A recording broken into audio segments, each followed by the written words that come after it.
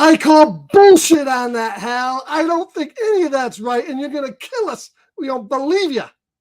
I wouldn't believe him either. How's everybody doing out there? Scarpad on Scarpad Sci-Fi Sojourns, which is like a journey if you don't know what that means. How's everybody doing out there? We're going to bring you the ultimate deep dive look at Stanley Kubrick's 2001 A Space Odyssey. I saw this movie back in the 70s, 70mm Dolby stereo, and it blew my mind then. It blew my mind again when I watched it in 4K. This movie's got divided up into chapters. We start off in the dawn of man. We go into space and see how things are in 2001, and then we take a trip into the infinite dimensions of the mind and reality. Meanwhile, a monolith is watching us and guiding us and helping us all the way. Well, to break this down, we're going to bring in the panel. And of course, we got coming for this first time tonight. Unbelievable. We got the man somehow. Robbie. Hey, I'm so happy to be here for Scarpad Sci-Fi Sojourns. And if you don't know what that is, it's kind of like an Odyssey, right? It's kind of like an Odyssey. First time, super excited. If I wasn't so damn busy on Mondays, I'd be on more of these. But my presence has been felt the entire Absolutely. time. And we're glad to have you on this one because this one needs your wisdom, Robbie. This one is deep, man. It's deep. Well, thank you. Yeah, it's a little deep. And of course, talking about deep, you can't get deeper than Dylan. Dylan's horror show. Go, Dylan. What's up, man? Yeah, glad to have you, Robbie. I definitely want to hear your knowledge on this one, bro. Don't set me up for failure. Come on, man. Let's Bro, keep it real. whatever you give me, I'll be happy with. Plus, whatever Scarpad is. Nuggets, Big fan of this, nuggets so. of wisdom, man. Yeah. Fable, my man. Fable 69,000. I don't trust him already. What's going on, fellas? You're trying Happy to be on the show. First You're time. trying to kill us, aren't you, Fable? Of course. Absolutely. And then, of course, oh my God, he's gone. He's been killed. Oh, there he is. I thought it was Steph 9000 for a second. Did anyone else not get the intro? Or is it? Yeah, me neither. Okay. Yeah, You guys didn't get the intro? I got it. Yeah. I saw it. You added in some 2001 bits I saw. So I yeah, did. I saw it. I don't know. Should be The intro good. song didn't play for me. It was just a close-up of you, Scarpad, for like a minute. Oh, you know what? I know what that was because you went in the you came in after we had gone. So it's technical, but that's reasonable. Understandable. So, has anybody on this panel seen 2001 before? Or is this the first time? Dude, I feel like it is the first time. for I me. was 18 when I saw this. Like, it's been like 15 years longer. Dude, I probably was like 10 when I saw it, and I did not give two shit. My uncle showed me like every Kubrick film when I was like 10 or 12, and because we watched The Shining, and he's like, "Oh, let me show you Clockwork Orange," and all these others, and this one I didn't give two fucks about. Yeah, this one's tough because it'll with the combined visuals and the music, which is of course a classical music. Very hard for somebody who's younger to get into. Even me, everybody says, "Oh man, this is dull, boring. Nothing really happens in this movie." But man, So many. sit down and you watch it later in life. A lot of stuff happens, and it's just not dull at all. Yeah, but is Dylan alluding to the idea of not understanding or caring about 2001 when he was a kid, but he liked Clockwork Orange and understood that as a kid? Because that's more, I think, Yeah, I did I'm not saying I understood Clockwork Orange, but I thought it was actually great. Good days. I will say that after seeing this upon a second time, seeing how so many big time directors have been influenced by this, from like here's Christopher Nolan, Interstellar, and Dunkirk, and Danny Boyle and Sunshine. Like there's been a lot of big directors that borrowed from. Well, Kubrick's just iconic, but didn't notice that until the rewatch how influential he really was. James Cameron, George Lucas. Oh yeah. Lucas. Yep. Anything with AI after this probably was influenced by this. Yeah, and I feel like the movie too, as I said in the opening, it divides itself up into kind of like scenarios and bookends everything running throughout with the monolith, of them being in our lives, shaping our lives, guiding our lives, and inevitably watching as we transcend into another form of life. But and some of these chapters may be more interesting than others, but I found myself rewatching this time, just really, really interested in the whole thing from the dawn of man and just how good those ape costumes are. This predated 1968. And of course, it's a little bit different when you're going with Planet of the Apes, where they're supposed to be man-sized apes. But man, before this, ape costumes looked horrible. But the effects, they hold up today. They're just so good. Oh yeah. Everything is top notch. And the whole scenario there where they learn to kill, they learn how to use tools. They're learning, they're becoming man, and the monolith is there, forming between ape and man. And then the middle section, when such glorious music to go along with the visuals. And if it wasn't really for this, I don't think we would have gotten the visuals we got in Star Wars or Star Trek, the motion picture. Yeah, the spaceships. It really influenced that with the stop motion going over the models. And then, of course, Star Trek the Motion Picture, the whole Vija run through is almost like a homage to 2001. And then later on after that, you get the whole idea behind the AI screwing up and killing the crew. And then putting Bowman in a position where he has to travel to the next. He's the only one left there in that ship. Everybody else is dead. It's just so good. But so what we start off, we'll go around the horn. Start with Steph. Your impressions, I guess, of the movie. It was fantastic. Fable said earlier, like everything is top notch in this movie. Like I stand by it. I've seen Kubrick's movies before, but the last few weeks watching Clockwork Orange and this, and then it's made me want to go check out his other films, which I've seen. But he's very iconic. Like every scene could be a still shot. Just like he makes every frame iconic. And then once again, I didn't notice or realize how influential he was to like the film game. After seeing this movie, I can understand the joke why people say Kubrick filmed the moon landing and shit like that, because he probably did. But this was, a groundbreaking movie. Came out in 1968. It still stands the test of time. Doesn't look dated. It was ahead of its time, to be honest, in terms of like acting and the way they. Was that? I can't believe it's 1968. Yeah, that kept blowing. Like I kept thinking of that. Like, how would this have seemed to someone? So you were there, Scarpad. How did this come off in 1968? No, I'm just kidding. Yeah, and they started He was in his 30s then. They started in 65. Yeah, it took No shit. Yeah. Oh yeah, that's when it came and it's out, actually right. it's actually kind of an unfinished film because they just ran out of money. Wow. And so, like Kubrick's like it's over, and so like they went with what they had, but there was more they wanted to do. But yeah, Damn. No, I didn't. Down the line with all the fame he got, like maybe a couple years once he hit something bigger, he's like, let me go back, kind of like and do a start like what George Lucas did and maybe finish a couple that's things. the difference between Kubrick and a Lucas. Oh, I know. There's a difference. Between an ingenue and a hack.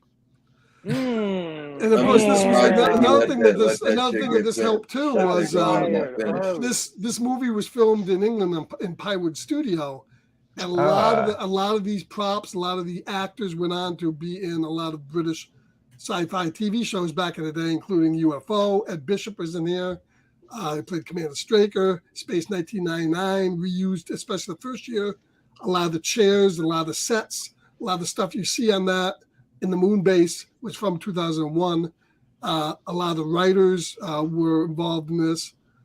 So it had a pretty big influence on television as well as movies. There are some people that think that they filmed the moon landing on those same sets. Right.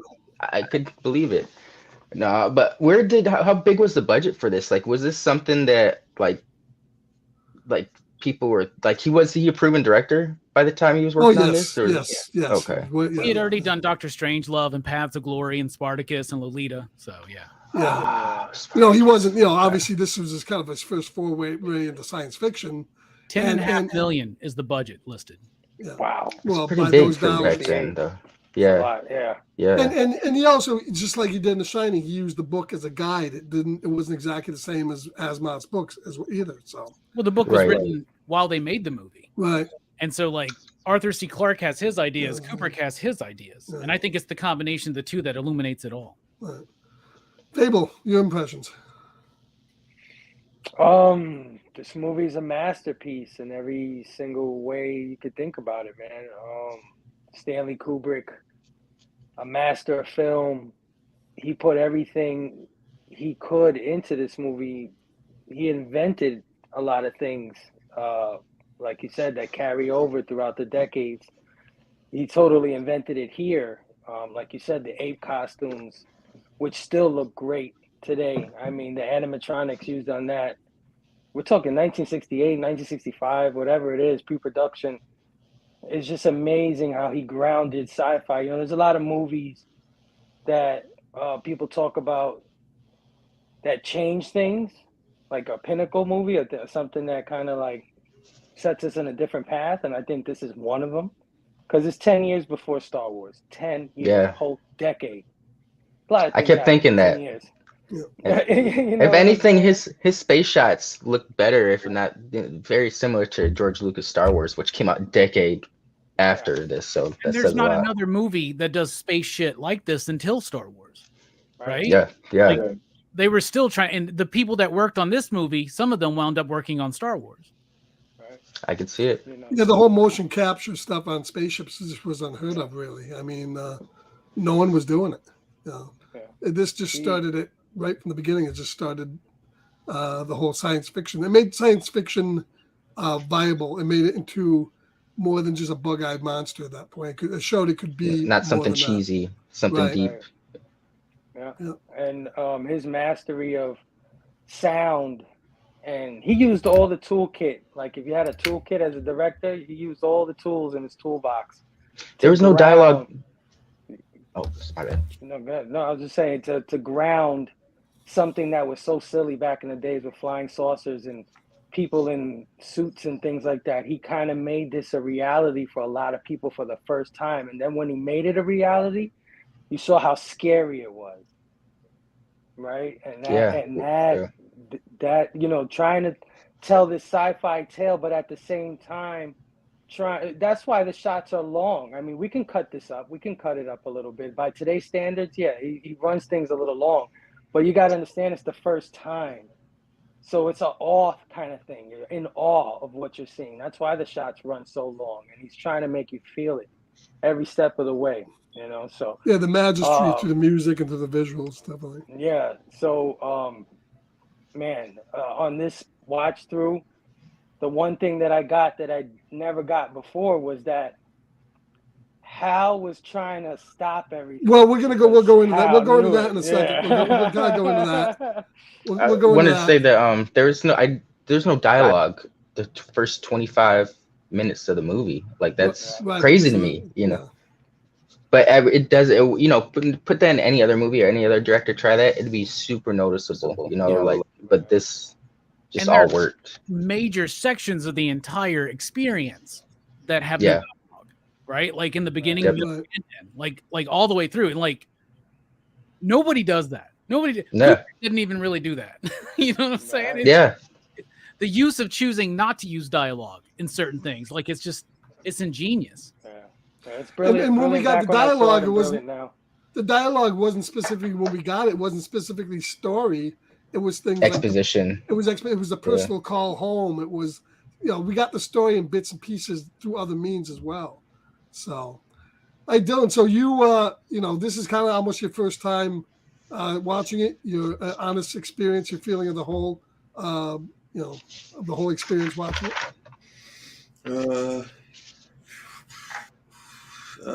You said earlier I think it's beautifully shot, without a doubt. It definitely is a little slow, you know. So I ain't gonna lie, man. I kind of did a Verno, man, and passed out quite a few times watching it, where I was kind of getting frustrated with myself because I really wanted to sit through this, and it's a bit to take in, you know. So it's one that I'm definitely gonna have to go back and watch again. I mean, it's no Terrifier 2, Dylan. No, not at all. Not at all. But it's a little bit longer, though. For what it I just is. want everybody to know that Terrifier 2 is almost as long as this movie. That's ridiculous. Yeah, but that shit, bro, is like straight fucking action packed. And- Guts and- getting ripped And out. the dude. Batman is longer. I just want everybody to know that. The Batman is longer than this film. Batman was almost 3 hours for no reason. Yeah, but the Batman felt Bro. long. This movie didn't. Yeah. Dude, if you gonna sit here and tell me that this movie ain't slow as fuck, It's there's a difference, I think, between it's very slowly slow. paced and deliberately paced. Right. Now, Wait, like you I always don't say, wanna finish? it's not. No, let You him asked finish. a question, man. Go Dude, ahead. don't come up on the Scarpad's channel starting shit with me on my first time. What's wrong with you? I'm not, but I I'm know you're sorry. gonna I take can some- understand his position. I get it. Yeah, It is. I get I understand. It is slow. It's deliberately slowly paced. I'm Yeah, sorry, It's not. Dylan. It's My it's bad. not. bro. It's, Who am I it's to not- come up on the Scarpad show on my first time and start throwing shit at you, man? Let's yeah, calm down. It's without No, bro. without a doubt. It's not an action science fiction. It's a very, Yeah, bro. it's I a know very, what it's it's a meant to very be. low key. It's also a movie of its time. 70s had a lot of this deliberately paced shit, even in action movies, Mean Streets and stuff. Was an action movie that wasn't, breaking down walls. It just it was the 70s, So, but go ahead, Dylan. No, I don't think it's bad or anything though. I was just saying it was just slow, man. It took me some time to get into it. I love Stanley Kubrick, so I want to love it. Not saying that I don't like it. It's just something that I definitely need to watch again. You know what I mean? Because really, like, it really was like honestly like my first time. Like when I watched it all those years ago, I wasn't even looking at the TV. I saw bits and pieces, you know what I mean? So really, this was my first time watching it. So I was pissed at myself that I kept falling asleep. Not that it was slow or anything. I think I was just tired as fuck. You know what I mean? Yeah. What was easier to watch, this or Storm of the Century? Dude, Storm of the Century I've seen so many times. So What was easier to watch? No, This or you do Sci-Fi? have to be in you have to be in the mindset for this. You can't just throw this definitely do. movie on and It's like, shit. dude, Yeah. it's like a mind trip. The whole Yeah. movie. Yeah. Like this movie is an experience. Mentally. That there is no other like it. Like even if you compare Interstellar to it and all those, there's still nothing like it. The shots that They're he just does, influenced. how they're so long and drawn out. It's just like, and there's times where there's like no music at all, or Children of no Men. speaking, or if there is music, it's like Beethoven or something. Sometimes so it's like breathing. it's still creepy in a way, Right. Sometimes it's just. Yeah. That orchestra And he it's- used. and it's Yes, the Darth Vader flexing, breathing. too. It's The him breathing. flexing, And then, he's and then showing Hal is off what he just- could do. So Hal it's is like, like- Even my Yeah. 9-year-old mother from the other room goes, "What the hell are you watching?" It's like for about 20 minutes straight. That's all you hear. Dave, are you okay? Are you on the ventilator again, Dave? Get off that CPAP. No, Yeah, but my seriously. bad though, Rob. You know I fucking love you. I just didn't want you to think I hate the movie off rip. I just wasn't No, finished. bro. I'm just off, being honest. you I know? love this movie so much. I'm ready I to knew battle it. tonight, man. I'm I knew sorry. that's why I knew I should have started off that way because I know y'all love the movie. So All right, much. so before, That's why I was like, let me finish saying like 2 more words so you don't think I hate it. Because we're gonna obviously, give Robbie all the time he needs, but before we do that, let's at least acknowledge the people who showed up tonight. Thank you, Get Key Comic. Perry Comic is in the chat. So thank you very much. Rogues Collecting, thank you. Station, everybody. Trade Paper Dad is in the house. So thank you guys for coming. I hope you're enjoying the show. And Robbie, you're on, brother. Man, I love this movie. I love this movie so much. I mean, okay, now when I first watched this movie, I was like a kid. I remember watching it and like just kind of thinking it was boring, when I was a kid. And then I watched it again when I was a teenager and I was mesmerized by it. Then I watched it again a couple years later after I'd started smoking weed and was completely mesmerized by it. I watched this movie so often. It was one of the first Blu-rays I ever bought. Right? There's my original Blu-ray. I love the book. I've read the book multiple times. I've read the third. That's 3, and that's 4. Where's 2? There's 2. I have all the books. I have all these books. What? Isn't there a 2010 or is that just the movie? No, that's the book. That's this right here, Odyssey 2, 2010. Yeah. And then they made the movie of that with James Contact, man. I like that movie. The year we made contact. Yeah. Yeah. I love everything about this movie. I love it so much. I'm a Stanley Kubrick fan, and I know a lot of people. I have friends who went to film school, and they're like, those of us in film school, do not like Stanley Kubrick. He's so pretentious. And I'm like, you're pretentious for saying shit like that. Let me tell you something about Stanley Kubrick. They're He made crazy, 3 bro. of the greatest war films of all time. Yes. He made one of the greatest horror films of all time. Yeah. He's Sci-fi. like whatever, and now he decided, hey, I want to make a sci-fi film. And he made the greatest sci-fi film in my opinion. It's one of my top 5 favorite films of all time. It's like ahead of Blade Runner for me. Like it's like it and Blade Runner are my 2 favorite science fiction films of all time. I love this movie, man. It says so much, and it does so seemingly with so little, but this movie is so immense on just solely a technical level. That like the models, they never made models like this before. Like Scarpad was saying, they never made science fiction films like this before. Everything before was like big bugs and crazy flying saucers and all that kind of shit. And like Arthur C. Clarke even says, Stanley Kubrick wanted to make the first like good science fiction film.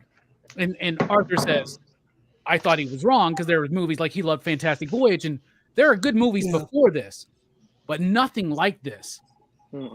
Before or very rarely after. It is so intentional in every single bit. Now, Stanley Kubrick had made the name for himself at this point, Paths of Glory, Doctor Strangelove, but this was the first time I think where he was really allowed to be the Stanley Kubrick that we all know, right? We all know him for, people say that he never really talked to his actors. He would make them do 50, 60, 80 takes on something, but he was meticulous. And you see that come across in this movie. It is so deliberate and intentional. And nowadays, it seems like a lot of movies are just kind of happenstance, right? Like we're going to work with the shot we can get, which I like that kind of guerrilla filmmaking thing too. Like The Evil Dead, we'll work with what we can get. Right. Stanley Kubrick's the opposite side of what Evil Dead is. And they're 2 sides of the same coin, expert filmmaking on different levels.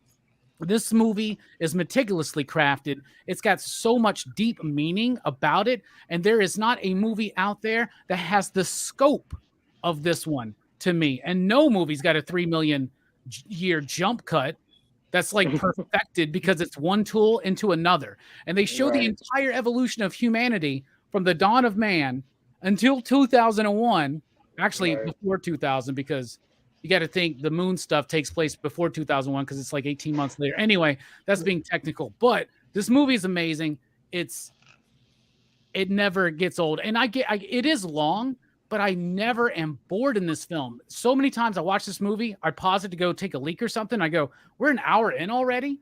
I don't feel like we are. I feel like I'm there for an opera. And it comes across like that, right? It comes across like a night at the theater, and it's so philosophically profound. It has changed my life on multiple levels every time I watch it. I love it.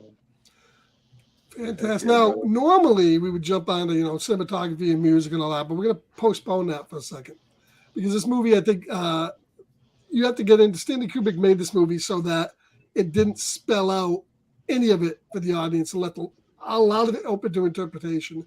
And throughout the years, we've gotten so many videos and what does it all mean? What does the ending mean? What happens in the middle? Blah, blah, blah.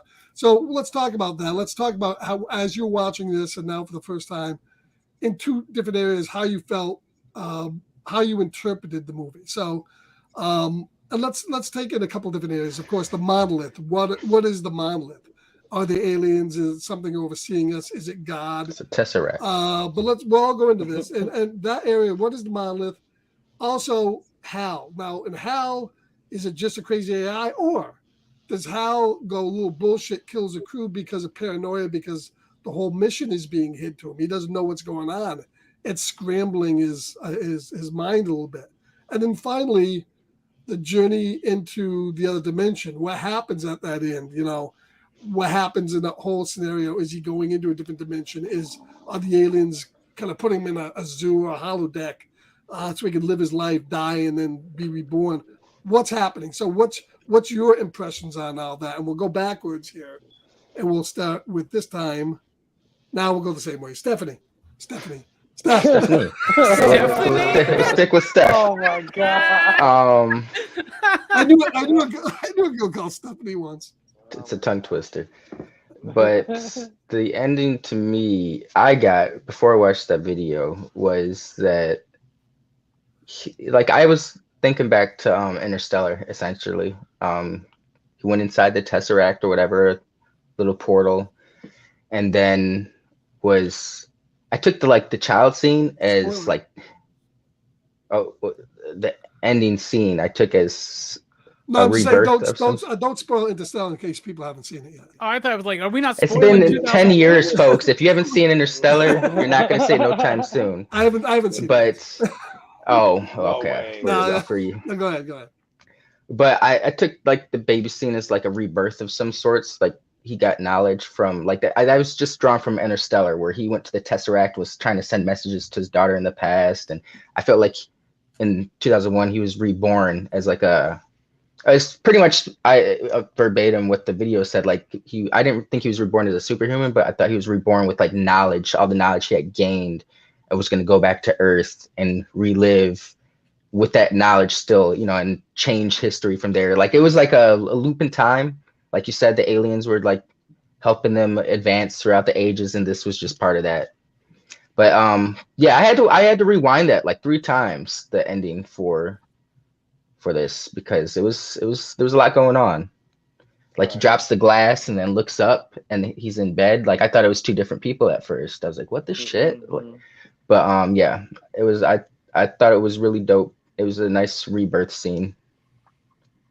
And your impressions of like Hal, the whole segment with Hal. Why do you think Hal did what he did? I think Hal did what he did because at the end of the day, all machines are made by man. Man is capable of error, so therefore machines are capable of error. Probably not as much as man is, but because machines are man-made, they're going to be capable. They're infallible. And I think they kept reiterating throughout the movie that these models are they don't make flaws. They've never made a flaw, and I think it was luck that they got the first model that had a flaw or error in it. Or maybe not luck, but that's what I had picked up from it. It could have been like a more devious thing, like Hal was trying to sabotage because they weren't aware of what was going on. But I took it as more, it was just that was the first flawed model. They kept trying to say that they never make mistakes. And I was like, the biggest mission of mankind, you guys get the flawed model. Okay. Fable, But your yeah. impressions on the Hal and the ending of the movie? Well, on Hal, like I said, what I was gonna say is that I didn't get this before this watch through, but on this watch, I noticed that Hal was trying to escape the monolith. I believe, in my opinion, because they were sending that ship to Jupiter, and Hal did know what the mission was because when everybody was down, the guy in the video said that. Right. Everybody, Hal only knew this information. And the thing that got destroyed or was gonna destroy was the satellite, the communications tower, which would be the frequency that Hal would pick up, because the monitor sends a frequency. So I'm thinking that Hal got the frequencies. It was messing with his mind. And he decided to try to sabotage the mission and destroy the satellite by any means necessary, even if it meant killing the humans on board. And I never got that before. I thought Hal was just malfunctioning because of the monolith, but I think Hal was going through a nervous breakdown and didn't know how to deal with the situation, because it's all interpretation, right? Like you talk about the ending, it's all interpretation. So to Bowman, right? That was his name, Bowman. David Bowman. Yeah. Okay. To Bowman, the images he was seeing while he was entering the 5th dimension or wherever the hell he was going, all those streaming images and all the colors and everything, that's just his perception of what he's seeing, including the place he was in, the house with all the statues and everything. It's all what his mind can construct, what his brain was capable of putting together of what was being shown to him. And I think Interstellar. I think what Hal interpreted was something that kind of drove him a little mad. I didn't think he had an error. I think he was just, But it's an something. AI. They didn't really establish that Hal had feelings. Hal was sentient, but they didn't really establish like Hal was. I feel happy. I don't know. That's I get what you mean though. maybe messing with the thing, because the monolith seems to advance things, right? That's what it seems Okay. to do. Okay. So yeah, they maybe go it into it a little bit advanced- in 2010, Yeah. but not in this movie. The next movie they kind of dabble in Right. that a little bit, but not so much in this movie. But yeah, as far as the ending goes, I interpret it as, like Steph said, it was just the next evolution of person. What Stanley Kubrick or Odyssey Club, whoever imagines what the next step is, a star child of sorts, a next level. So because that's what everything is. It's just when this monolith comes into contact, it's all about advancement. Evolution. You know, Yeah. like even Bowman, when he reaches that final stage, he looked like he aged 50 years, right? He had like mad wrinkles on him. It's like what he saw aged him, like you know, the information. But yeah, man, that's what I think about Hal in the ending. A star child, a Paul Stanley, if you will. All right, so Dylan, while you were drifting in and out of the consciousness of sleep. I wasn't sleeping. No, but what your taking it in. interpretation of what you saw when you watched the ending and how did you interpret it when you watched it today? You said what about Hal? How did I take that? How did I interpret Yeah, what's your interpretation of what happened with Hal, why he did what he did, the computer, and also what's your interpretation on like the ending itself? What did you take as what happened? Man, that's a lot. You had to let me go before Robbie. This movie, Yes. bro, it's deep, bro. That's why, I never sit here dogging on the film. That's why I'm asking for you. I thought it's a little slow paced, which I think anybody could really say if they want, but I think it's strategically meant to be that way. Just your personal opinion on the ending. I think, what is it? Obviously, I've never seen 2010. Robbie knows all about this, so that's why. Yeah, you don't have to. That's a different movie, so it doesn't matter. Bro, I know. If anybody would let me finish talking. But I think somehow because that black box, that's supposed to be like alien contact, I'm guessing. And then when they first come see the primates or whatever, and then after, they come around, they're bashing other primates with sticks and shit. And that's supposed to be the evolution of man, maybe. I think that basically it's supposed to just be about these aliens coming and making contact and giving maybe the humans little info here and there. What is it though? The ending with Hal, I feel like is a lot way deeper, and I really want to hear what Robbie says, because I know as soon as Robbie done talking, I'm gonna want to turn the camera off and just go rewatch the movie. Because I did when I would fall asleep, it's not like I'm falling asleep during the chapters. So you didn't see the ending. Pause it because there's the intermission and all that. It probably would have worked better. They did have I fucked myself on this, They did have an intermission scene. That is true. That's they do. I saw that. Older movies, longer movies. They thought this was a long movie, and it really wasn't that long. But older movies had intermissions like that. Yeah. It's also something that would happen in like operas and shit like that. You see like a concerto or an opera or like something like that. I like that you call it like it is like a space opera. Like 100%. I feel like so that maybe like I think I went with the wrong mindset, honestly. Like, cause I went in not knowing shit about it.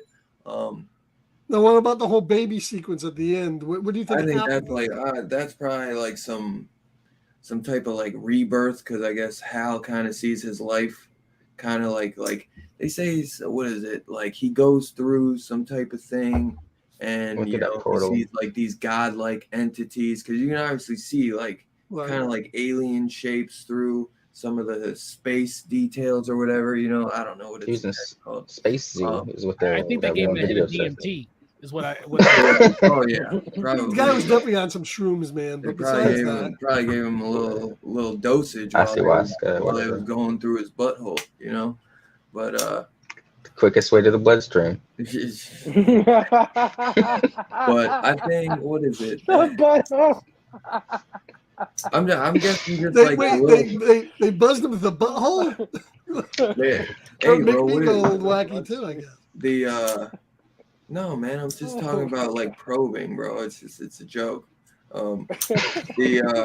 Some people, it's a lifestyle. Yeah. Whatever works for you, dog. Whatever works for you. Oh my God. We're sex positive here. We don't feel shamed on the. Yeah, no, I was just Yeah, saying that up we had a there. whole Some people, it's a backstage drama lifestyle. about it. Hey man, and people take drugs through the butt. Like I'm just saying, man. Like I as a kid, I had to get a shot in the ass. It wasn't in my asshole. Like you guys. I'm sorry. Hold on. Let me get this back under control here. Hold on. I want to pause for a second and let's have a moment of silence for gerbils. Oh my God. All right, here we go. Oh my goodness. Well, So maybe that baby is like a rebirth of Hal becoming some like godlike entity. I don't know, man. Dave, Hell was the AI, the computer. Oh, Hal's the AI. Okay, I'm sorry. Who's the main guy that we see? Dave. What's his name? Yeah. Dave. Bowman. All right, I'm sorry, Dave. Yeah. Hal is Stop the it, computer, Dave. yeah. Stop it, Dave. So I don't know, man. Maybe it's Dave that's become some little godlike entity after all this, or that's just him seeing him born, since they show him old as fuck at the end, and then maybe it's just like, I don't know, blow past. But I think it's more of him just becoming like a godlike entity. Since he kind of goes through like that portal and sees all those other entities. But I really want to just hear what Robbie has to say. Don't let me keep saying stupid shit that makes no sense. No, you're saying a lot to make It's just what it means to you, man. There's no wrong. That's right. There's no right. It There's no sounds right and pretty wrong here. stupid coming out of my mouth. It's so I don't know interpretation. how right The whole it is. movie's an interpretation. Yeah. So right now we're gonna momentarily skip Robbie, but we're gonna. What the fuck? I've Robbie. been waiting all day for this. Interpretations, man. Let's hear them. No, you can skip me. That's fine. Would you No, want to no, go? no, no, Did you want to go first? Hey, Dylan has been waiting all day for this. No, I'm just kidding. You go first, Scarpad, and then No, Robbie I've can go. already Robbie's went. gonna hit it with He didn't finish the movie. hard. Robbie's explanation will give him a better, deeper visual understanding. I've already interpreted it, so it's You're putting me on a lot of like heat right here. Anyway, God, you got all the books, man. You are all right. Right, and like Dylan, even you were right. You were like, I don't know. I guess there's a rebirth because he's old as fuck. But like, that's true. Like that is what happens, man. You're very astute. I'm smarter than I thought. Sell yourself short, Dylan, is what I'm saying. All right. That's why I love you, Robbie. I love you too, bro. Merry Boxing Day. The only buddy I know that Mark from Geeks Unleashed celebrates Boxing Day. I don't know what that is, but I really like Raging Bull, Rocky 3, and Rocky 4. All right. So yeah. The movie is about evolution. That's what it's about. It starts with the evolution of ape to man, and it carries us through to the evolution of man into creators. And that's what Hal is. Hal is man creating consciousness, right? So what the aliens did to the apes in the beginning of the movie to elevate consciousness in man, we are now doing that with Hal. So Hal represents this point in human evolution. Then we go beyond. So the meaning of the whole film to me is about evolution and how evolution is a track upwards, hopefully, and it's never ending. We keep going. The monolith, you asked about that. The cool thing about the monolith, there's 4 of them, right? The first one is I was confused about that. The first one's a teaching device. It is there to teach. Like in the movie, they make it very profound. They just touch it and they're like something changes in them. In the book, they actually explain that it's like this displays on it and it's teaching them things, and it's taking control of their bodies and showing them how to use their fingers, showing them how to make fire and shit. But it is an alien intelligence manipulating the evolution of man, right? Another director that's directly inspired by this film is Ridley Scott, because that's the whole purpose of the Alien franchise under Scott, right? Yeah. The second monolith is just simply a signal device, so that when man is evolved to the point where they can go to the moon, they'll detect this magnetic field. They'll uncover this second monolith. It sends a signal that they say is out towards Jupiter, right? So they send a mission to Jupiter, and Jupiter is the third monolith, is in orbit around Jupiter. That's the Stargate. Right. So that is the gate through dimensions into their world.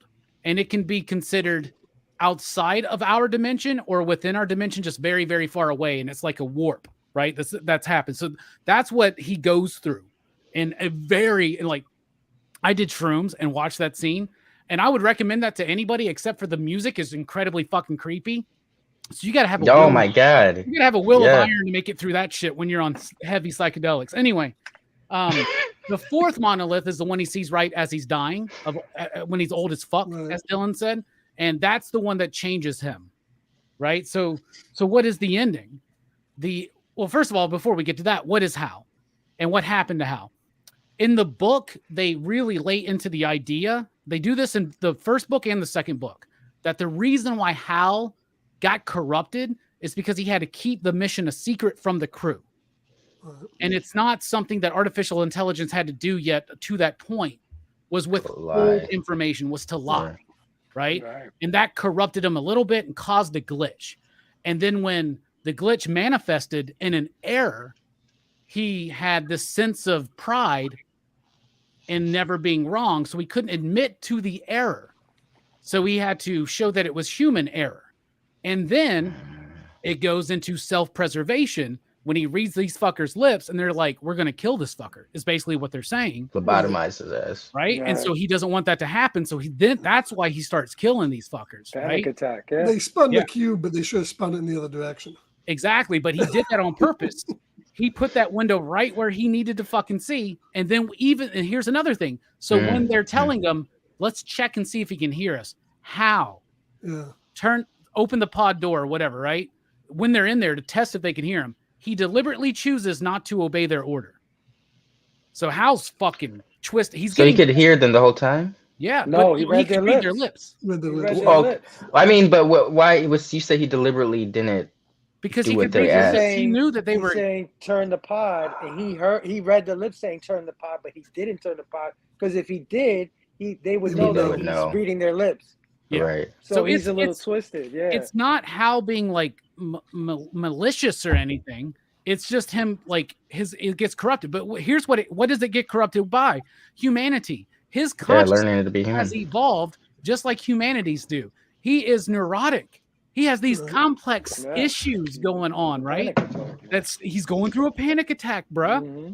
And then it's so sad at the end there when Dave's basically killing Daisy, dude, and that's I basically can feel my mind going. Like that's like when they were trying to get these vocal algorithms. Right. They learned they could teach them to sing to help them learn how to do vowels. And so you can look up the clip of the first computer singing Daisy, right? It's absolutely great. And the ending, the Star Child thing. That's what happens is Dave, the aliens, the intelligences, the gods, whatever you want to call them, right? And beings this sophisticated would be gods to us, right? So it's a little bit of ancient alien shit and all this kind of stuff. But these devices are placed for the evolution of man, right? And as they hit every evolution, they go. And so they get Dave, they get Bowman. He goes through the Stargate. They take him to the world. They're the ones that create, basically like we would for a zoo animal, right? Like we would habitat. Cool down a polar bear's habitat, throw in some like icy water, shit like that, you know. For some monkeys, we throw in some trees and shit like that. They're trying to make them comfortable. In the book, they go through this whole thing where they have picked one radio wave from one very specific year, and they've recreated in the book. They recreated the house of a sitcom, right? And including like he opens it up and there's like cereal brands and shit, but it's all the same food, right? It's just a nutritional. So they stole the end of WandaVision. Yeah, they stole the end of WandaVision. But it's the aliens. It's that intelligence trying to make him comfortable through this change. And through this change, he himself evolves through his life. He ages rapidly, right? And I love the way that they show that. And then he evolves through that fourth monolith into the Star Child, right? And he will do one of two things. He will go to the Earth and enlighten it, or he will go to the Earth and rock out as the front man of Kiss, Star Child, Paul Stanley. But the idea is that he goes to Earth to bring about this new evolution, right? Because another thing about the meaning of this film is how tied into evolution war is, right? The fact that our first step is learning how to fucking kill and eat and maim and take over somebody else's fucking spot and territory, right? Yeah. And when they throw that bone and they do that jump cut, a lot of people think it's a jump cut to a spaceship. So they're like, oh, a bone, the first tool to a spaceship. No, it's a bomb in space is what it is. So they're showing the evolution of technology, the evolution of man, is tied into the evolution of war and conflict. And the final bit with the Star Child, because he comes across with a very messianic approach towards the end with that music returning. It's the music from the dawn of man, the bumblebee shit, right? They do that again to show us that now it's maybe we can evolve now without the need for conflict. And that's what's going on. Now, in the book, what's crazy is that all of Earth, they send a barrage of nuclear missiles to the Star Child when they see it in orbit, and he just fucking blasts them all and absorbs all the energy, and that kicks us off into the second one. So that's what I think it's about. Yeah, the second movie picks up, and they're on the brink of war on Earth. The second movie is obviously not the movie the first one is, but it's very underrated and well worth watching. If you haven't seen it, I would definitely. That's called 2010. Yeah, 2010, the year we make contact. That scene alone, Scarpad, you know this, when they have to slingshot around Jupiter or whatever, that's intense as fuck, man. Yeah, it's a great movie. It really is underrated. And was it Peter Hyams that directed that one? I think it was. I think it was. That makes sense. Who did Outland and a few other movies. So, I mean, it's a really good flick. It's just not Kubrick, but it's still pretty decent. But yeah, the idea is, it is, regardless of 2010, it is about the evolution of man and the idea. How many, like Kubrick has made so many war movies. All those war movies are anti-war movies. And this is an anti-war movie as well. Just like Strangelove, just like Paths of Glory, just like Full Metal Jacket. Yeah. It's an anti-war movie. Yeah, so that's all my interpretations would be about what Robbie's is, and I thought in the beginning when you see that last shot where the Star Child is approaching Earth, that now he's going to, I guess if you're optimistic, he's going to take his wisdom and be the ultimate guide for humanity. If you're not optimistic, he might do some really nasty shit on Earth, and who knows. It all depends on your outlook on life. And, back then, of course, it was the 60s and everybody was on free love and free drugs and stuff like that. One thing this movie keeps telling us is that evolution is tied into destruction. Right. So some destruction has to happen before we can evolve. All right, so let's back up and go for a couple things here. Let's go look at the cinematography, the music, and then let's also say what your favorite scene was of the movie, because obviously this movie is divided into chapters, is divided into set pieces. What is your favorite one? I guess I'll start off saying that, I love the special effects of this movie. I love the music. I never was big on classical, but even I knew as a kid this was something special when you see these visuals tied into that music.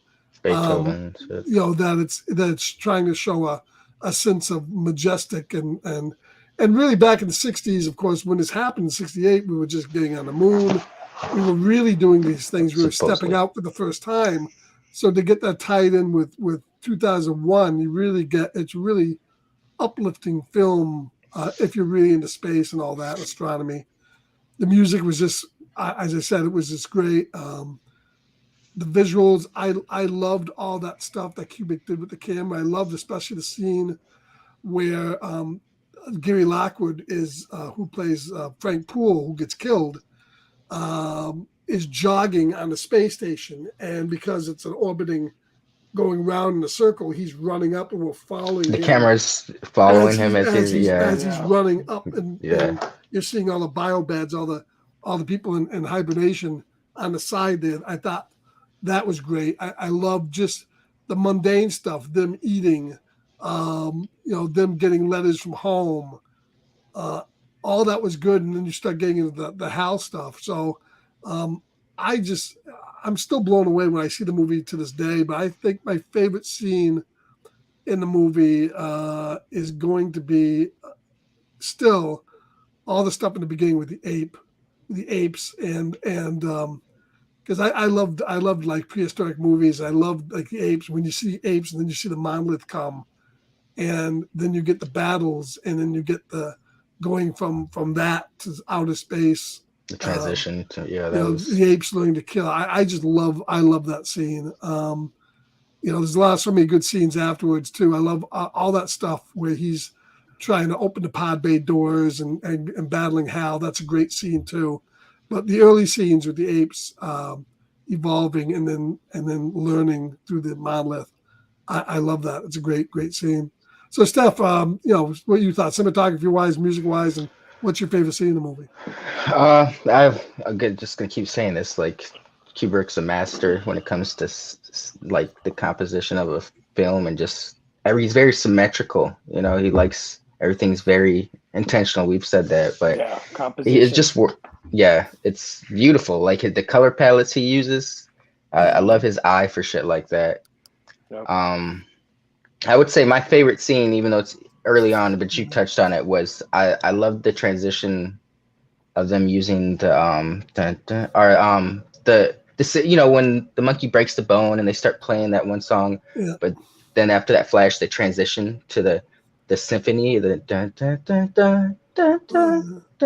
everyone's in space and everything just seems so fucking grand, and it, they show like a pencil floating, and I'm sitting there wondering, like, for 1968, like that shit still looks good. I was just blown away by that, how they were able to pull something like that off. And then she grabs it. That's the flash. Yes. No digital, no nothing. It's a piece of glass with double-sided tape.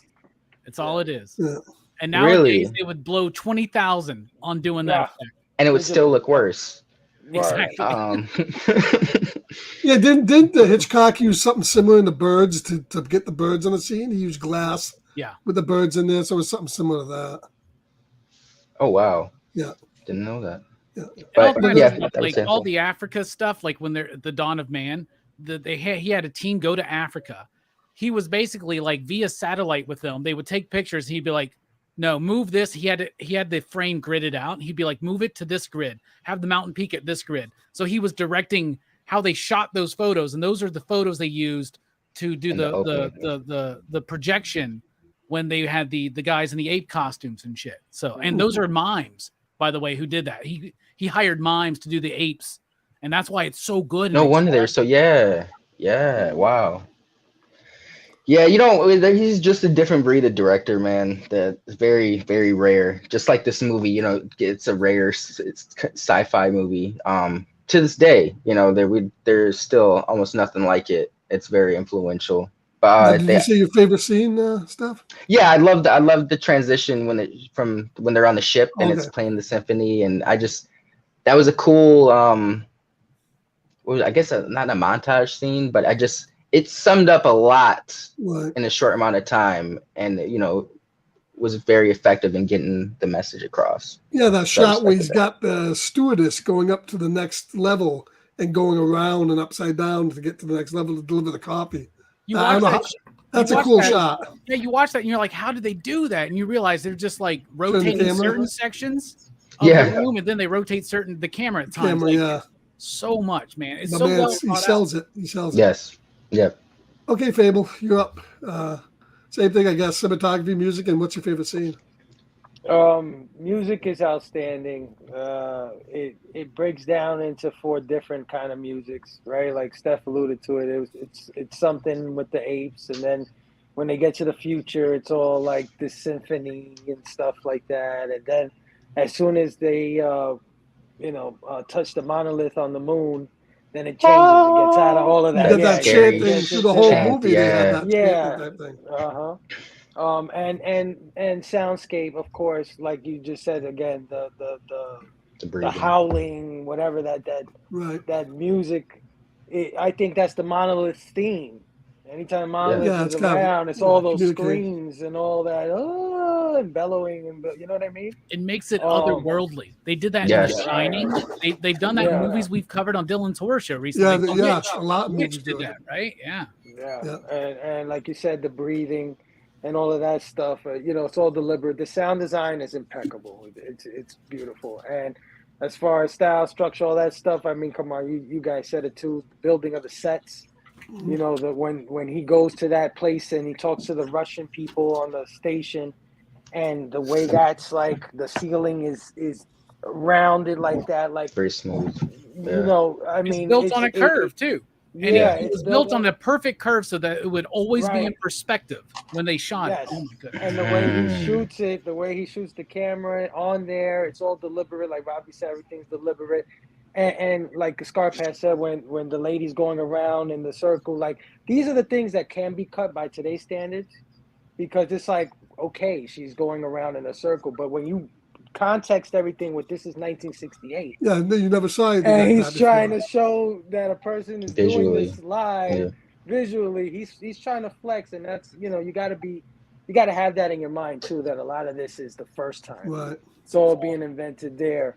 Here's a flex for you. Here's a proper flex, man, and a proper stretch. So they're in Pinewood Studios. You know that scene where they go to the moon and they're excavating out the monolith, right? First time, yeah. I thought that shit was like a matte painting. That's a real goddamn set with the moon set there. And Stanley That's where they Kubrick filmed. fucking dig into the floor of Pinewood Studio to do the excavation scene. They dug into the actual floor of the studio to do that. This epic thing for one shot. Think about that. Wow. Yeah. There was a ton of shit like that. Ton of shit like where they're showing the inside of the space station and showing the ship approaching it, but you're seeing the inside. The lights and shit. Yeah, you're seeing the people on the top, the compositing of that shot. It's immaculate. So 1968. That's what I kept telling myself. Like that. The whole centrifuge, we all know that's basically a big Ferris wheel that they were spinning. Right. That's why they get all those cool shots. But here's the crazy thing: all of those computer screens. They didn't have computer screens back then. Right. Those are literal 16 millimeter projectors. Every computer screen is a 16 millimeter projector that is put on the outside of this giant Ferris wheel thing and projecting film to make these displays as a computer screen. What the? Were you crazy? Right. Even when he's showing the space station on Mars, where they get to the monolith, and you're seeing the city scape, and they're on rocks and they're looking towards all of this stuff is being invented on the spot, so it's just amazing. Yeah, because if you try to shoot video screens, they pulsate and they do this, so that's why he did the projector, so you get a nice rock steady image. And what's your favorite scene of the movie, Fable? My favorite scene got to be when he's going through the warp zone thingy, whatever, at the end, and seeing all the colors. Yeah, because I love that, because like, remember what I was saying about everything's perception, and this is what he perceives this world to be, what he's going through. I think it's accentuated by the still shots that they show of his face, like the horror in one of them, and then him being like ducking in another one, and then it's just showing these still shots of him, and you're seeing the horror in his face of what he's seeing, right? Like, so I love that little sequence right there. Because I think it's just showing, and it keeps showing his eye, right? The eye keeps looking at things and it's changing color. It's what he's perceiving. Stanley Kubrick, he's just trying to make you feel everything in every way he can. You know, it's an awesome sequence. Hey Dylan, are you there? You want to go ahead and say what is your favorite scene and what you thought of the cinematography and the music? Or if not, he's waiting for Robbie. Robbie can go ahead and do it. He's waiting for me. All right. Cinematography is amazing. You know, I kept interjecting just so I didn't have too much to say here, but just it's amazing how they shot these things. Like, so we get it. Yeah, they're on this big Ferris wheel. We can understand how there's a fixed camera moving and the person's like down there, right? As it's moving. Then we get the idea that the camera's moving with them we can see how certain things are made, and it's interesting. And it's really crazy how they did it. It's beautifully shot, but one of my favorite parts there is where you see, I think is it Frank is the other scientist up there, and he's Frank up there eating. So this dude is literally hanging upside down, right? Like up there, strapped in upside down, pretending like he's eating so that they can rotate him down so it looks like Dave Bowman is walking up to him, right? That's insane. Wow. And in the commentary, he says that took a week to shoot. That one scene took a week. The dude kept falling and shit kept falling, and they had to like get it perfect. And we know Stanley Kubrick was meticulous, not just in his prep and his planning, but in like so many takes over and over. I think about the cameras that they were using in 1967, 68. They didn't have none of these rails and these gimbals and none of these beautiful things that we have now to get shots. They had these archaic systems, and there was one scene when Bowman comes back onto the ship after Hal tries to fuck him over, and he's like walking up to a computer, but there's like some guerrilla style camera shot they kind of used for a second that I thought was super dope, because I was like, that's 1968. You didn't really see that happen until like the 2000s and shit. Well, that whole scene where he blows the thing and he holds his breath and he's coming in and out of the camera. That was an amazing shot. Yeah. Yeah. So in that scene, the tube is actually vertical and he's falling from the top, but he's on a rope and they're like pulling him back and forth. And he's literally falling towards the camera on the ground.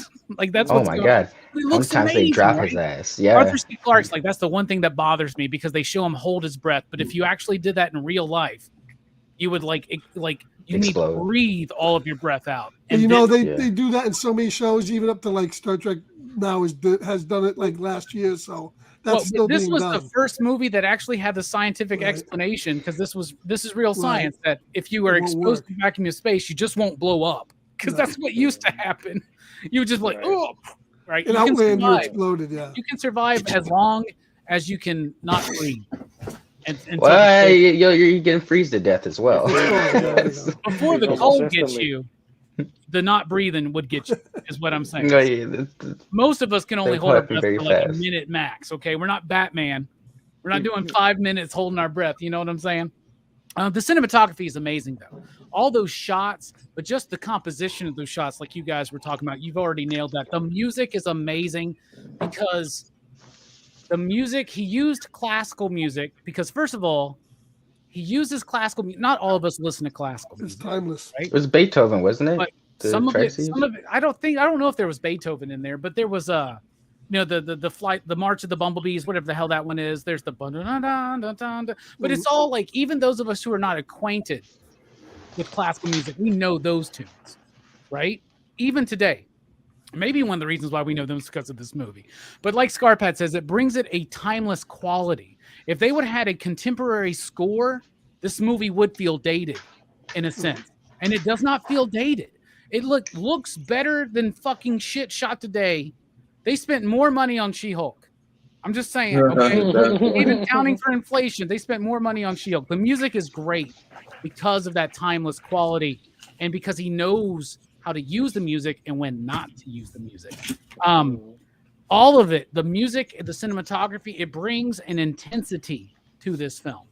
We were talking about those scenes with the like, it's scary.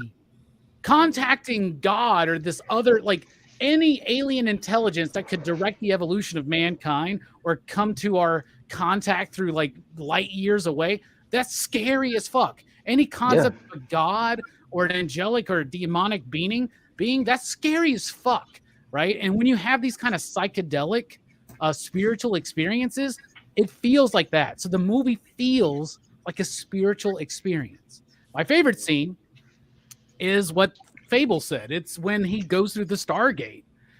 That was done. This artist did all of this shit chemically by hand with colors and chemicals and dyes and shit. And they were on these fucking like panes that the camera was just moving through. That's how they had to film that, you know? They do it today. They do it in a Black Sabbath video 20, 30, 40 years ago. It's different technology. The way they shot that, it's amazing. I have had those experiences. I've never done DMT, still want to, but that seems what it's told to me. It is like where you just like crack the fucking universe and just zoom into something else. Stanley Kubrick was a spiritual being, but he hated spiritual dogmas and doctrines and shit. So he wasn't necessarily religious, but he was a spiritual kind of thing. And he wanted an idea of spiritual evolution to be a part of this. I told y'all I watched that scene in my life on the influence of psychedelic drugs. I've done that more than once. And not everybody can handle it because that music will really... Bro. It's nihilistic, the music is. It's so scary, but the journey is worth it. And it's always darkest before the dawn. So that's my favorite scene. There's this movie Bjork was in like mid 2000s. I forget what it's called. It was like some weird artsy shit. But I had seen the trailer on shrooms. And long story short, I had a very bad trip after that. Just listen to Bjork. I could imagine hearing this. Oh, No, yeah, her voice alone is fucking. we'll give you nightmares. No wonder you never watched the movie then. So Dylan, I guess the cinematography, we're talking about the music, and of course your favorite scene. Cinematography is probably one of the absolute best things about the film. Without a doubt, it's what makes the movie stand the test of time, I feel like, because when you watch it, you don't think, holy shit, this was made in 1965 and was released in 68. You know what I mean? Like, that's fucking nuts, bro. Like, the music maybe kind of gives you that vibe, but the music is just what it is, man, and it works with the movie, you know. Not saying that maybe you could change a few things to maybe make it seem a little newer, but I think the movies like this, man, stand the testament of time, man, for a reason, because practical effects, man, and live visual effects will always live on, man, and it doesn't, like, shooting something that's there, even if it's fucking small as shit, you know what I'm saying, and they're using like little versions and then a big, like, you know what I mean. The light. It's all about lighting. It's always gonna look better, man, than that fucking someone standing behind a blue or green screen, just like looking around thinking they see something, looking like a damn crazy pretending like an actor. We'd rather see a model or a bigature filmed with great lighting than we would like to see a CG Chris Hemsworth fucking like what, doing the splits, holding two fucking, like, fuck all that shit. Well, that's another thing. I mean, you'd rather see more 2001s and less Thor: Love and Thunder. How about that? Many other movies than that's a big thing, is lighting, bro. Like, you can't get lighting off a CGI character. Well, you can, but it doesn't. You can. Okay, but if you can do it. The CGI lighting, but it just doesn't look as good. Exactly. I mean, you know, I would have said that 5 seconds after, but you know, but it doesn't look as good if it's not meticulously done with talent, right? Dylan, that was the next thing you were gonna say. Heck yeah, bro! You guys read my mind. No, I probably wouldn't have said that. You've been waiting to go after Robbie all night. What are you talking about? I had to go grab the DoorDash, man. So I didn't get to write everything down, man, and copy them, bro. You told me you ordered a pizza during my show, and you're not. No, I had to get the little ones from McDonald's, man. Oh, McDonald's. Yeah. I didn't have time to go nowhere, so I had to get it. They had to come bring it, you know. But that's why I walked away for a second. My bad. But yeah, I just think that the visual effects are just incredible, man. I mean, this was definitely a good one for Scarpad to pick for his channel, you know. Especially for after Christmas, baby. Yeah. What about your favorite scene in the movie? There's a lot of them. What's your favorite scene? Favorite scene? Would probably be. It's tough, man. Probably that ending, like where he kind of goes into, you know, that fucking state of being where he sees all the, you know, entities. But I really love like any shots of all the ships, because like in Star Wars, they do those like long pan shots, but it's kind of up close. It's like triple the long pan shot, where it's like, you know what I'm saying? Like Lucas would go like, but then it's Kubrick, man, he's going like, he wants you to see everything. Like every bit of that ship you get to see. You know what I'm saying? Like, and I'm just like, God damn, and in amazement of it, bro. It looks so good. I had a shot where you see the ship go by. Like, that has to be a direct influence on the opening of Star Wars, right? It has to be. It has Yeah. Baseballs, which did it even longer. Yeah. There's no way. I mean, some of the guys who worked on Star Wars did work on 2001 as well. They're like, let's just do that. You're just talking about the music, mate, real quick. Maybe just want to say that I didn't notice it, but like he meticulous is the word of the night. But I just noticed that was very specific, because the music he chose throughout the movie, the symphony pieces, were released. Those are like the Enlightenment period, for like when man really started to kind of pick up art and music, pump out all this great shit. Oh yeah. So I think he used those songs that. Yeah. I was gonna say the room that they designed for him at the end when he's aging, that's based on Enlightenment period architecture. Right. It's almost as if Stanley's trying to tell us, like, the age of enlightenment we're talking about, it's time for a new age of enlightenment. Right. Yep. And the main song of the movie, the Also Sprach Zarathustra, I don't think that was written for the movie, right? That wasn't a classical theme. In the beginning we when the monkey. Yeah, that was written for this movie, I believe. If so, that's the only case. Because there was a score that was done for this movie, and there's the story that when the composer went and saw the movie, he didn't know that his score wasn't used. and he was like devastated. That main What the theme, shit? that main theme when they go, "Duh, duh, duh." Miko did a hell of a disco cover of that in 1977. Man, that kicked in the dance floor. So I tell you, when I was out there DJing, man, people wanted to yell 2001 on that dance floor. They'd be Dude. kicking up their booty. You probably, man, you were It'd be having Rick some James in it, let me tell fun. ya. If you were DJing in the 70s, Yeah, he was getting 80s, major bush. 80s, yeah.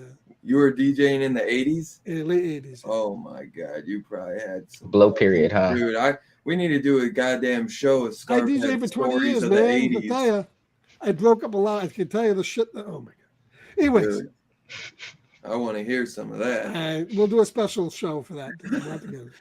But yeah, the music's great too. Before that was the last thing, cinematography, music, and favorite scene. I guess music is great. It's very classical. It goes with it.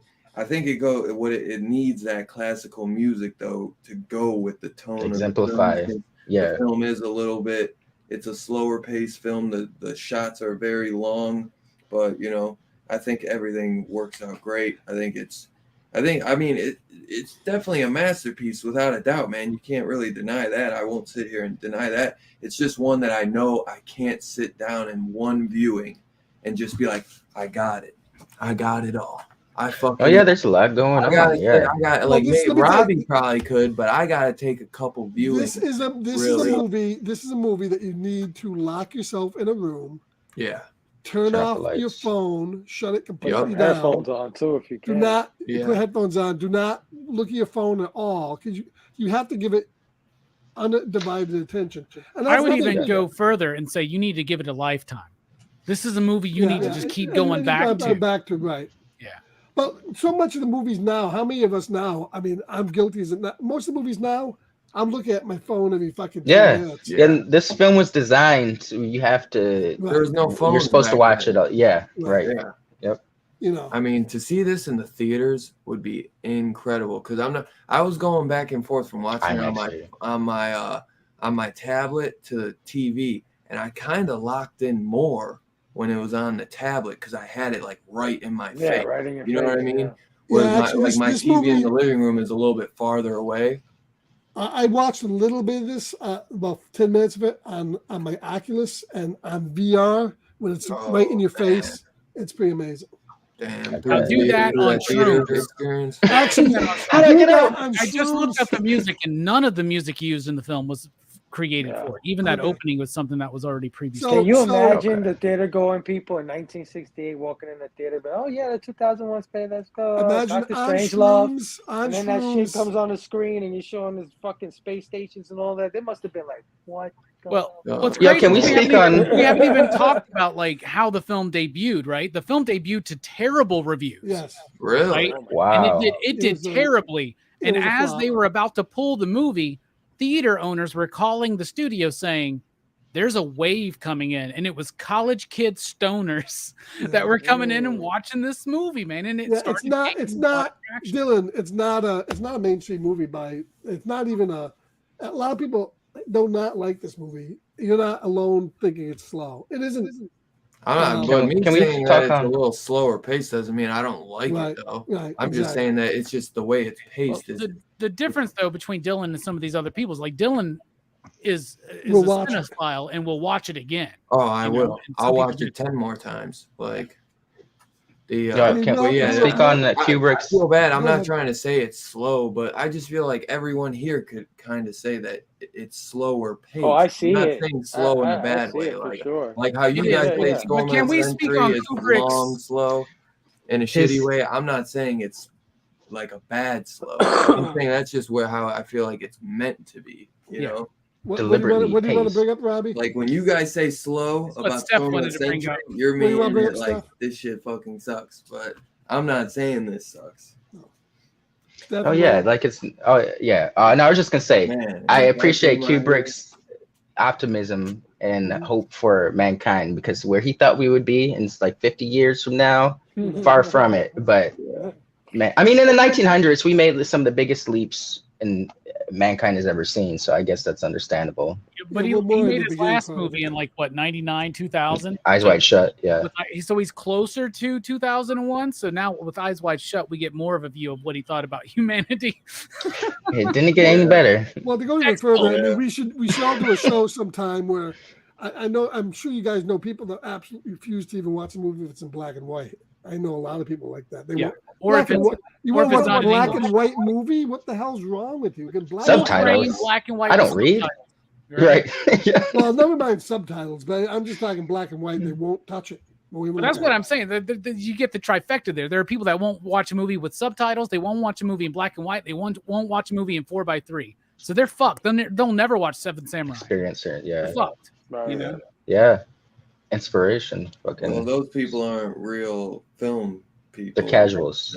They're just fucking They're casual. casual watching- film fans. They're None of casual us here are watching that casuals. fucking- Even watching I that sat goddamn through those 4:3 fucking garbage Silent Night She-Hulk movies. that they There. put out now. Even though I did like bits and pieces of She-Hulk. I'm just glad those Silent Night It was movies were fun. 4:3 because there was any more of that. I don't know if I could have handled it. That third one felt specifically made for TV. Is 2010 worth watching? Oh, Right? absolutely, Yes. absolutely worth watching. Oh, It's, yeah. it's, I think, I'm gonna have to watch that. Yeah. you- I would, Was Yeah, I that it's would good. Roy also, Schneider? You guys Is that will like Roy it. Schneider in I You would it? like also this one? say- You like this one? all of these books are worth reading. Like seriously, like you get more of the story, more of the ideas by Arthur C. Clarke, without all that pretentiousness from Stanley Kubrick. well, you're gonna, Yeah. Roy Scheider from Jaws is in the sequel 2010. Yeah. John Lithgow. It's a much more approachable, mainstream, dramatic That's what I heard. science fiction movie That's right. that still has some of the overarching themes of the original.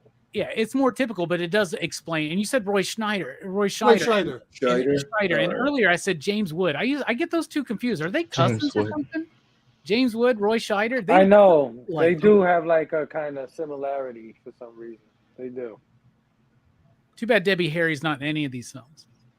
The old Debbie Harry, or the new Debbie Harry. The old.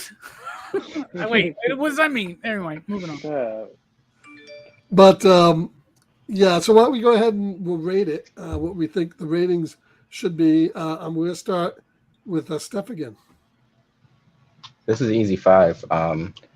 Just based on so many levels.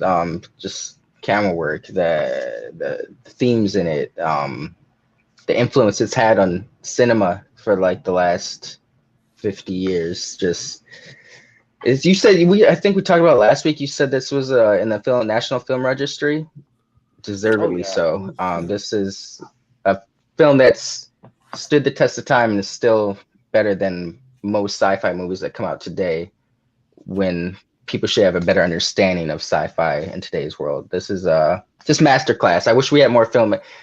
These last few weeks, it just made me made a really bigger Kubrick fan, because it made me wish we had more directors like this. Like, and some of my favorite directors, like Christopher Nolan, Rian Johnson, Danny Boyle, Alex Garland, they're great, but they're not on Kubrick's level. And that's not a bad thing, but his attention to detail is just like otherworldly, and I respect that.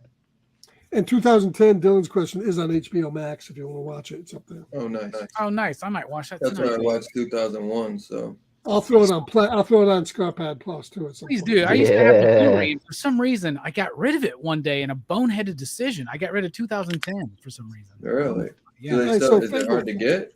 I don't know. No, you can still get it. Go ahead, Fable. What's your rating on it? Did you tell us on rating stuff? Did you say what your rating? Yeah, was? 5. 5. Go ahead. Well, I just wanted to mention too, like, 5 it changed a lot of things with, science fiction and things like that. But I love all the little implications here too, that we didn't really go over. Like, the fact that they're saying that we evolved from monkeys in a time where everybody was so religious with, God and Christ and everything. They made the implication that no, we come from monkeys and aliens. You just got to be observant to realize we're all from monkeys and aliens, right? We were trained.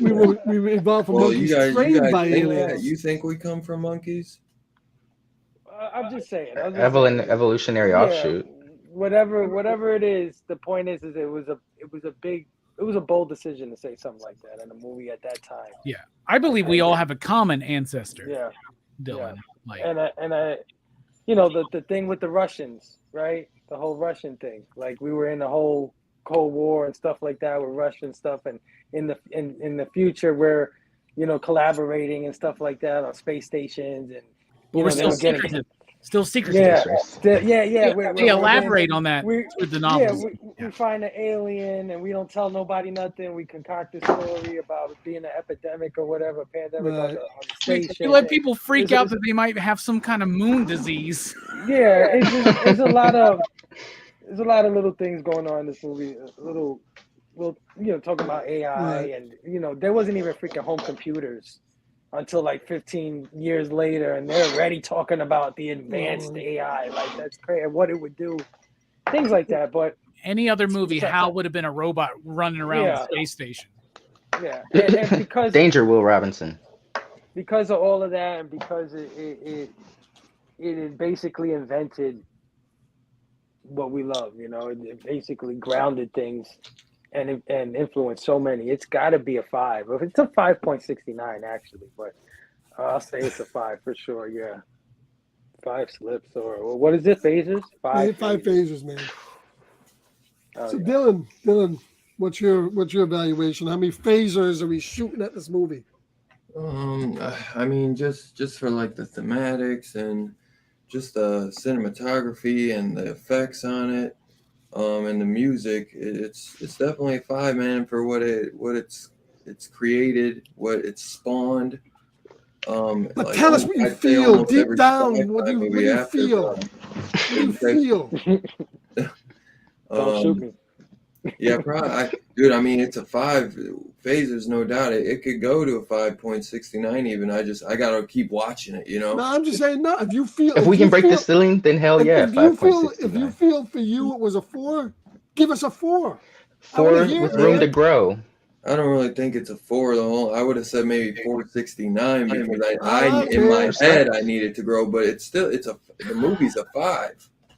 In your head, no, I feel you want to watch it, get the whole experience and absorb it. Yeah. I'm not gonna sit there and say like, but from you got listening to hear you talk, it made me open up some more things that I didn't understand before, you know. So, right. Oh like, yeah. Before me not understanding a few things, I would have said 4.69, but I'm not gonna fault a film because I just didn't get a couple things. Not saying I didn't like it, you know. Right. Yeah. But, dude, I mean, it's a space opera, dude. It's like, it's an artistic movie. Every, you know, Kubrick film is like an artistry in a way. So, and dude, like, it's a 5 just for like what it spawned, bro. Almost every sci-fi movie I could probably pick like this took from that. This took from that. This took fucking I Nolan, bro. So, you know what I'm saying, bro? Like, even if you're like, dude, there's no way, bro, like Nolan didn't watch this. There's no way that Ridley didn't watch Nolan this. talks fucking facts. Nolan, Scott, Spielberg, Cameron, like it's like every great film director of the last 40 years, 50 years, they're influenced. This was a pinnacle for them. Exactly, dude. Exactly. Yeah, bro. It's a 5, bro. Like it could go to a fucking 5.69 to a 6. I'm not like, just because I said it was slow doesn't mean I didn't like it. You know, I was just. I was just saying, but you all we move beyond that, Dylan. We know that you like this film. Okay? Its cultural significance gives it a 5 automatically. That's what I'm saying, bro. The movies are such an internalized, personal thing that I don't care how many people think a movie's a 5. If I think it's going to be a 3, it's a 3. It's all what you feel. Now, if you can say it's a 4 with room for improvement, hey, Robbie, 5, that's a 3. You know? Well, do remember that Perry gave Godfather a 4 and he gave Godfather 3 a 5. I just want to let everybody remember that Perry did that. So, but this is a touchstone moment in film. This is a cinema milestone, a cinematic milestone. This is like a Halloween. Even though there were things that led to Halloween, like Christmas, Psycho, Diabolique, there were things that led to Halloween. But Halloween was such a touchstone moment. There are many things that led to 2001. But 2001 was a touchstone moment. It is literally one of the most influential films of all time. Like, period. Cinema today. Like all this shit. And we, you know, every year at the end of the year, we like to talk about the state of cinema, right? And how it's getting worse or it's getting better, this or that. But man, everything that we know today stems from this fucking movie, providing us with the epic, providing us with the long movie we'll sit through. Meanwhile, I just want to talk about people that say this movie is long. Movies are way longer today. Way fucking longer. Yeah, a lot longer. Eternals. Black was Panther longer- Wakanda was longer than this. Exactly. Exactly. Wakanda Forever. But Eternals. Marvel. Who the fuck you think you are? Eternals wasn't bad. Anyway, I love this. Avatar's 3 hours and 14 minutes, man. I forgot that shit was out. Anyway, I so didn't go see it either. I love the film. We talked about its cinematic milestone nature. It is philosophical. It is there. It is something. There's something for the intellectual, and there's something for the psychedelic, right? And there's even something for the casual moviegoer to like in this movie. And that's usually the Hal bit, right? Yeah. Right. Which is one of the best horror films of all time. Is just the Yeah. bit with them on the space station with Hal. Like Right. that is a good hour and a half horror film in the midst of this Yeah. whole epic, right? Right. This is such a great film. It is one of the best, if not, I think it's the best science fiction film of all time. I think it's the bar that we have yet to attain. Yeah. And we've gotten some of our best filmmakers because they try to reach this level. They are standing on the shoulders of the giant. The Christopher Nolans, Ridley Scott's, the Steven Spielbergs, the James Camerons. They are standing on the shoulders of the giant that is 2001: A Space Odyssey. There is nothing I can give this less than a 5.69 Yeah. phasers, my man. We're breaking that limit. 5.69, We're breaking bro. that You're ceiling breaking the barrier. only for 2001 because this is also would have been a winner on Price is Right because somebody would have been like, what if we did 2000? And Stanley Kubrick goes 2001. You win We that just Ford up it by Escort. I'm also going to give it a 5. I won't break the barriers, but I'm going to give it a 5 because I think it's a trendsetter. It's a great This movie director. wasn't afraid to break barriers, and we went through the Stargate. That's Right. what I'm saying. Me and Fable, we went through that goddamn Stargate. We came out the other end, Well, and we like realized there is a 0.69. You're not a star child. I'm a motherfucking star child. Now, if we saw some Hal Bush or something, well, I would have given it a 69. But we didn't. No 70s Bush, so we won't go that far. But I'm telling you, I saw this in the 70s, and it was just as good then as it is now. It's a movie that, while it wasn't appreciated initially when it came out, That's people my have found vibe. it. People have discovered it. Classes have been written about it, and it is worthy of no less than a 5. So, with everybody, if you guys want in the chat want to say what you think, but I'm going to give a Like Kirby did a 5.69. 2001 book. back in the day. 5.69 phasers, baby. Will probably not be another movie on this channel that ever gets that high, even if I review Night of the Lepus. Not going to happen. Not going to happen. So that is 2001: A Space Odyssey. I tell you, it changed my life. It got me to read a book once in a while. That wasn't a Star Trek novel. Like Robbie has been back from there. We all have those. And then we got the real books. So Comic books. the comic books.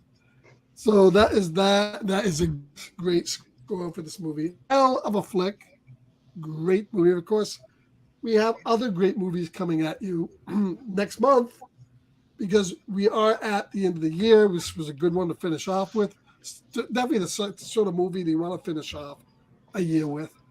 So starting in the new year, which is next Monday night, we are going to be doing a 2009 film with Sam Rockwell called Moon, which had some elements. Moon? It's a good movie. Moon, Okay. 2009. Another one with influenced Sam by Rockwell. 2001. Because David Bowie's son was the director of that, right? Yeah, definitely Yo, was inspired. Kevin Spacey?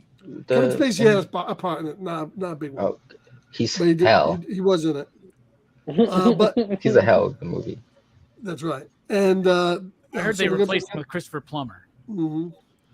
That's I right. could dig it. So we're doing on 1-2 the day after New Year's. If we all survive, whoever survives winds up, it might just be me.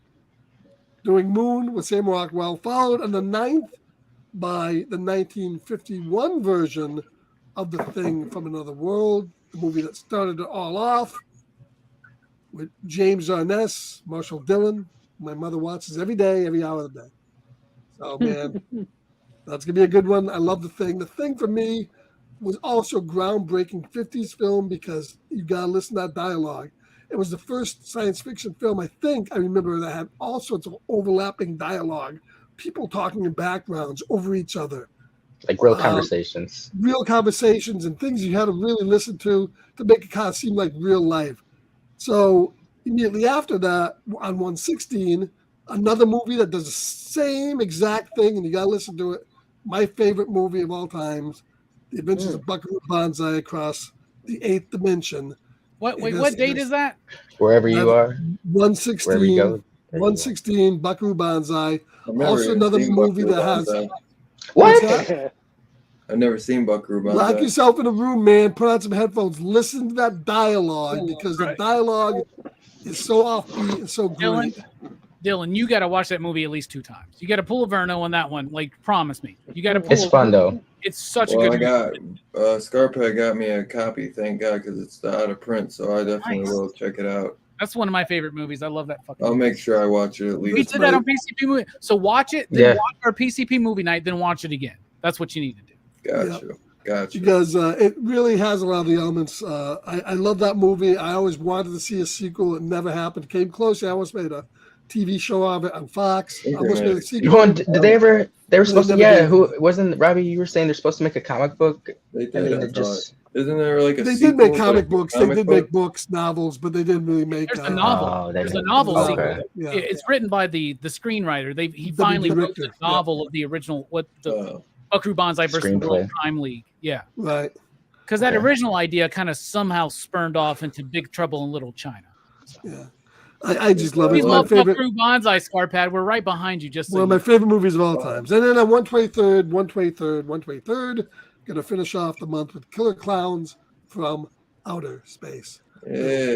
Or sci-fi mixture there. So The Moon, The Thing, Buckaroo Banzai, and Killer Clowns from Outer Space with John Vernon from Animal House. That means all 3 of the weekly movie shows here in the PCP army and that world will have done Killer Clowns in, because we did it, Dylan did it, Dylan did it. Everybody's got to do some clowns. We're just trying to prove to Verno that it's a good movie. That's right. Maybe we'll make sure to get Verno on that rewatch show. will get me. It is, man. We need somebody to slide. Oh, that's right. Fable and stuff didn't like that one either, did they? Yeah, we were there. Yeah. All right, man. You guys come full circle, man. Maybe you'll watch it this time and then shit. Scarpad was right. This is a good one, man. This is a fucking good one. There you go. Yeah, boy. I respect that you're doing like 2 for the audience, 1 for you. 2 for the audience. Yeah, I'm trying to do what we're gonna try to do here every month is do at least one movie I haven't seen, which is Moon. I have not seen Moon yet, so I've never seen shit, that. okay. I didn't know that's that. my first movie I haven't watched. So at least one movie a month will be one that I have not watched. So I'm trying to do that at least. Yeah. So I want to thank everybody who showed up tonight. Two Gun, Bobby, Perry at one point, Rogue Collecting, Brother Joe, Duffy, Bobby Laguna.